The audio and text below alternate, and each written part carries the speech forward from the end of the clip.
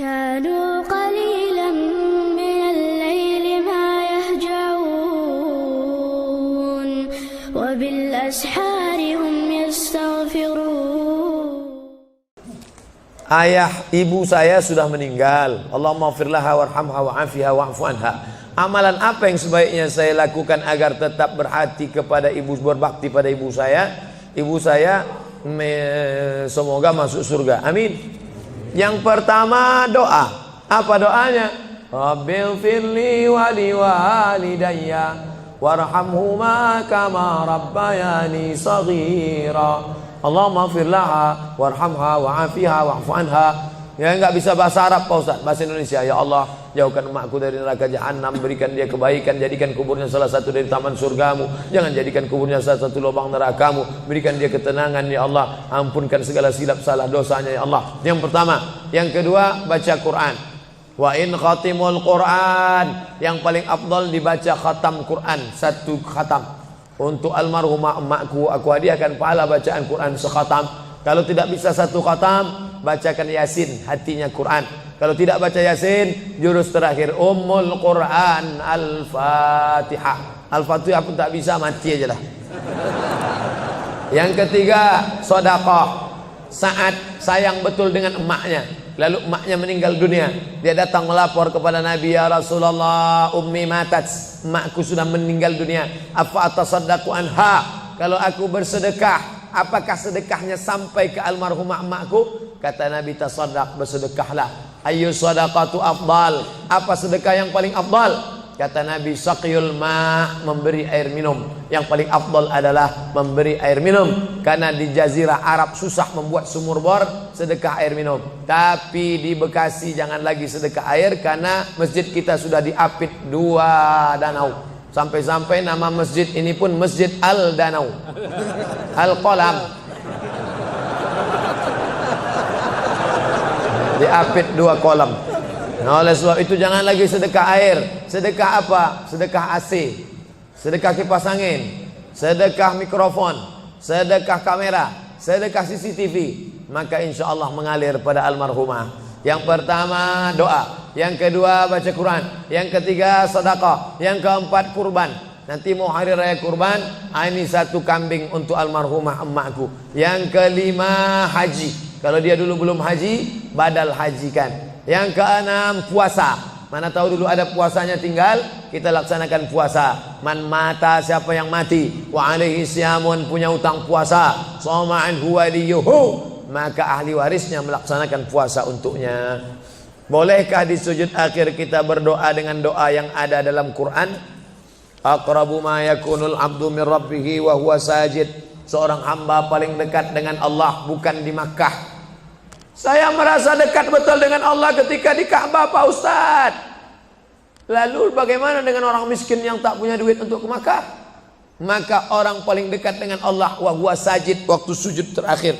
Fa'kthiru fihi du'a, perbanyaklah doa di sujud terakhir, tapi jangan bahasa Indonesia. Karena kalau dia ucapkan ya Allah tolong aku, batal salatnya. Pakai bahasa Arab. Kalau nggak bisa bahasa Arab, dalam hati saja. Berapa lama sujud terakhir itu? Sampai Sayyidatuna Aisyah mencubit tangan Nabi dari balik kain. Selesai sholat Nabi tanya, Aisyah, kenapa kau cubit tanganku tadi? Kata Aisyah, kusangka kau sudah sakratul maut ya Rasulullah. Saking panjangnya doa Nabi. Sementara kita yang belum ada apa-apanya, yang status belum jelas, cepat betul sujudnya, macam stempel kertas. Kenapa cepat betul sujud? Sujudlah lama. Bagus sujud lama, membantu turunnya darah menyembur dari jantung ke otak. Karena kalau oksigen kurang bisa kena stroke ringan. Sujud lama-lama, bernapas, jangan tahan napas, bernapas. Itu maka karpet jangan bau. Itu maka tak boleh tidur telungkup di masjid. Tidur telungkup ngences pas tempat orang sujud. Bangkit sujud pitam pingsan mak.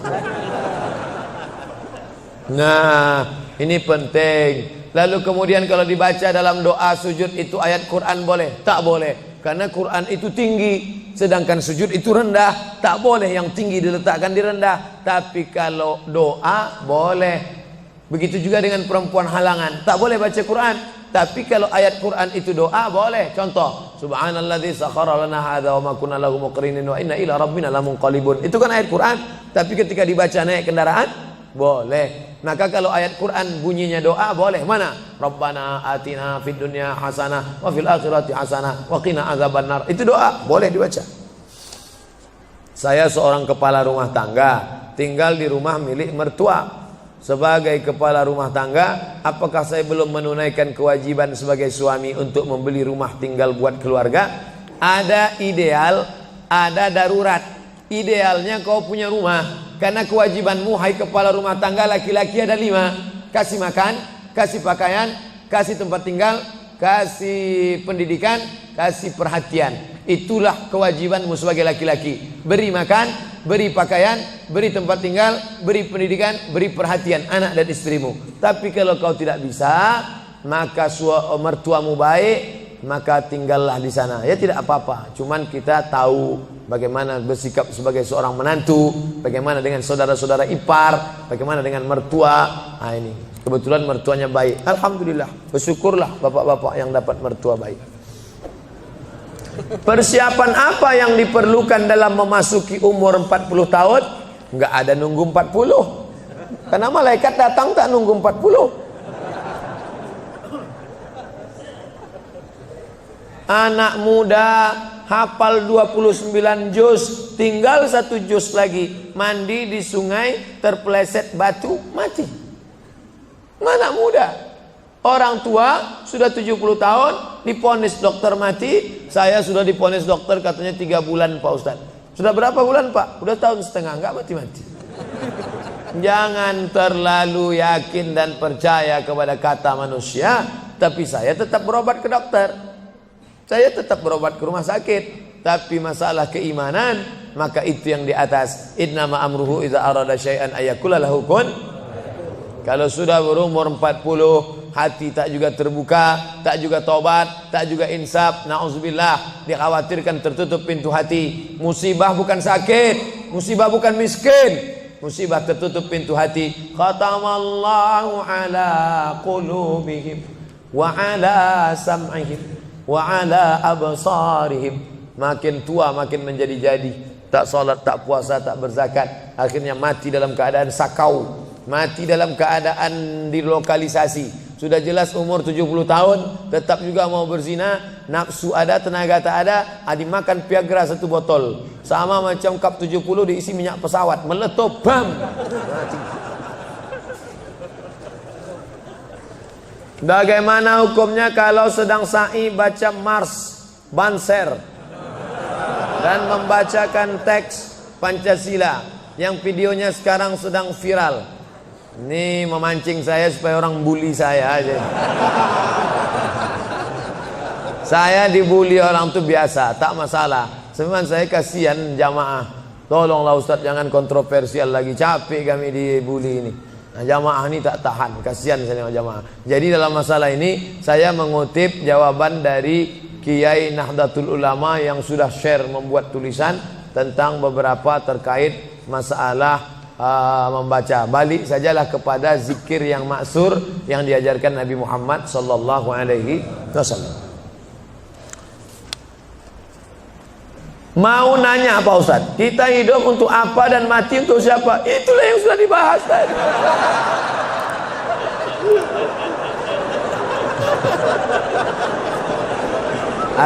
Artinya pertanyaan ini dibuat sebelum pengajian tadi.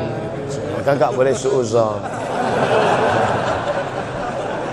Kertas terakhir. Ada lagi. Kertas, kenapa Allah membolehkan poligami?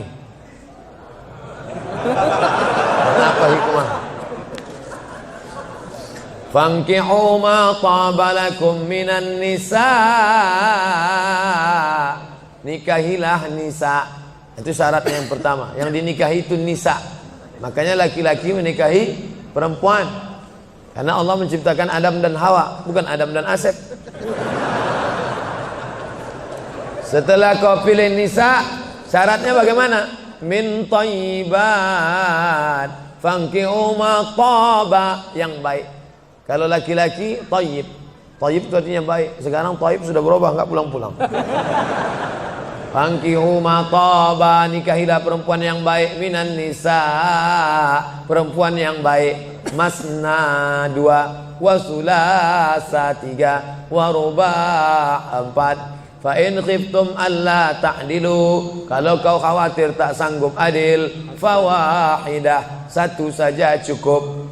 Ada seorang janda, dia punya anak, maka anak yatimnya ini perlu dijaga orang. Maka daripada dijaga orang lain, saya ajalah menjaganya. Nah, itu alasan pertama, karena untuk menjaga anak yatim. Itu alasan pertama. Alasan kedua, ada mungkin laki-laki yang dia 300 tenaga kuda. Tak bisa dia kalau tak poligami, tak cukup satu. Kalau sampai satu tuh mati, Bu tuh. Nah, tuh. Jadi perempuan tidak boleh mengatakan lebih baik lakiku berzina. Oh enggak, maka dia harus berlapang dada menerima 300 tenaga kuda. Yang ketiga, untuk menghibur. Nabi Muhammad itu 25 tahun monogami, istrinya cuma satu, Khadijah saja. Jadi jangan katakan dia penyakit seksual, dituduhkan orang sekuler, liberal, kafir, munafik. Nabi Muhammad itu 25 tahun dalam keadaan lajang, tidak pernah berzina.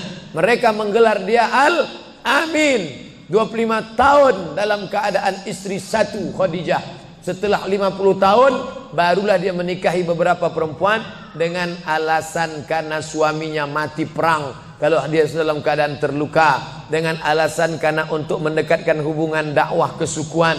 Kalau dinikahi anaknya, maka suku itu akan menjadi tunduk, dengan alasan banyak. Nah, itu jadi bukan hawa nafsu, karena 50 tahun dia mampu mengontrol hawa nafsunya. Di akhir hayatnya, ini adalah ujian bagi umat Nabi Muhammad sallallahu alaihi wasallam. Jadi simpelnya, kalau kita naik pesawat, kata pramugari, ada pintu normal sebelah kanan. Ladies and gentlemen, all of our passenger, seluruh penumpang, sebelah kanan pintu naik dan turun. Tapi bila terjadi pesawat meledak, atau masuk jurang, atau meletup, ini emergency door, ini boleh dibuka. Nah, jadi kalau mau buka itu, bukalah. Ustadz, kita merindukan situasi seperti sekarang. Jamaah membludak sampai ke jalan, semua khusyuk menyimak. Bagaimana supaya situasi seperti ini bisa terus terpelihara di hati umat? Sering-sering buat pengajian.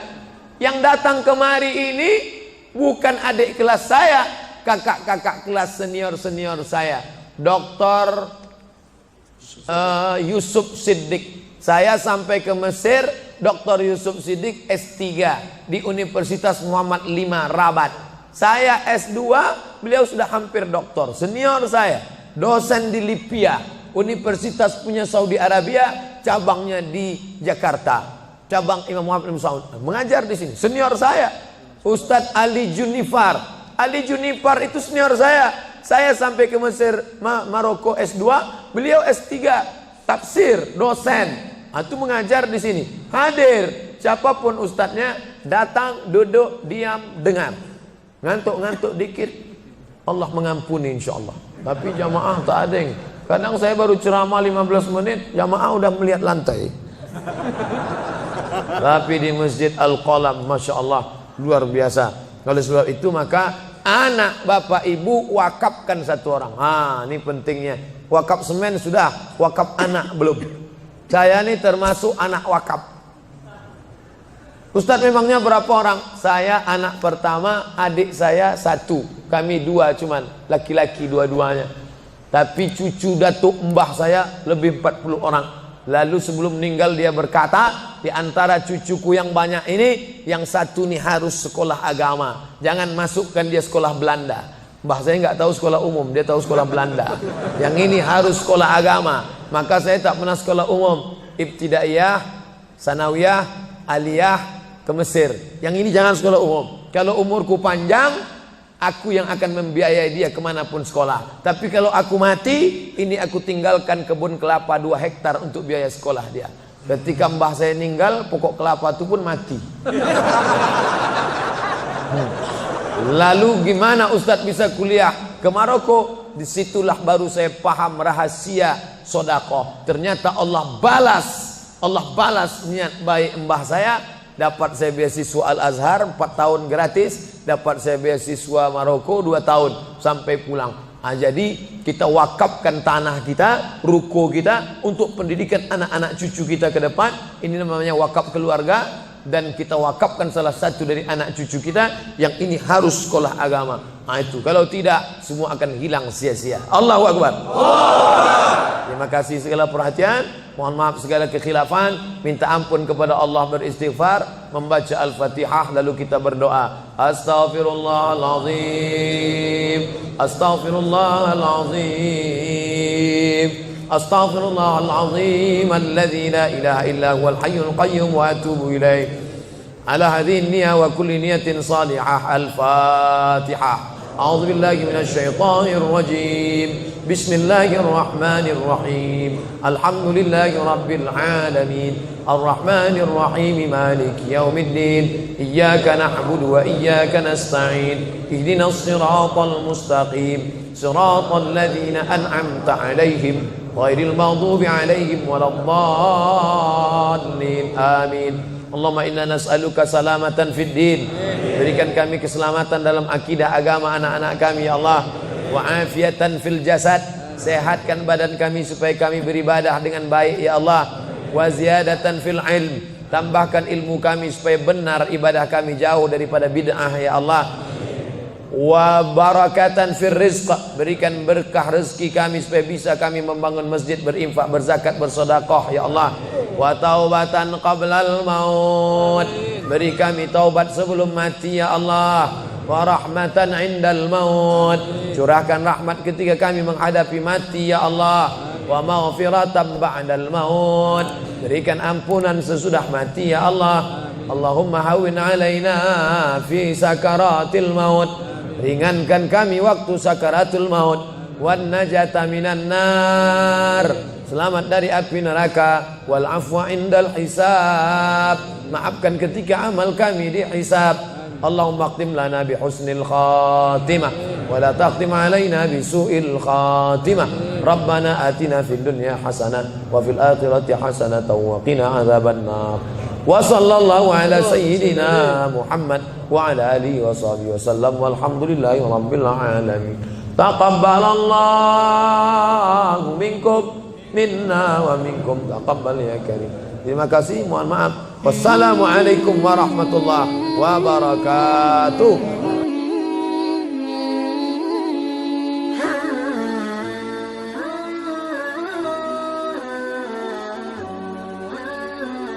Mm-hmm.